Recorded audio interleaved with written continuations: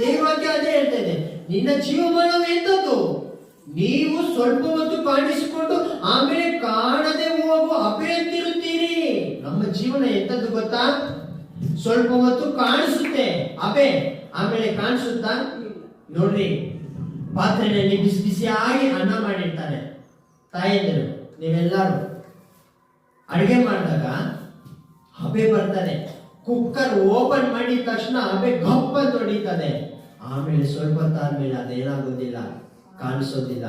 ನಮ್ಮ ನಿಮ್ಮೆಲ್ಲರ ಜೀವನನೂ ಅಷ್ಟೇ.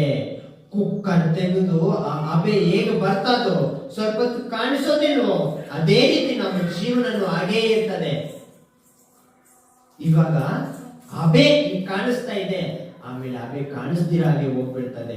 ಹಬೆಯಂತಿರುವ ನಾವು, ಈ ಮನುಷ್ಯರ ಜೀವನ ಎಂತದ್ದು ಅಂತಂದ್ರೆ ಹಬೆಯಾಗಿರುವಂತದ್ದು.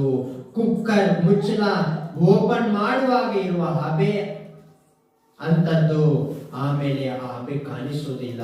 ಆಮೇಲೆ ಈ ಮನುಷ್ಯರಾದ ನಾವು ಏನಾಗೋದಿಲ್ಲ, ಕಾಣಿಸೋದು ಇಲ್ಲ.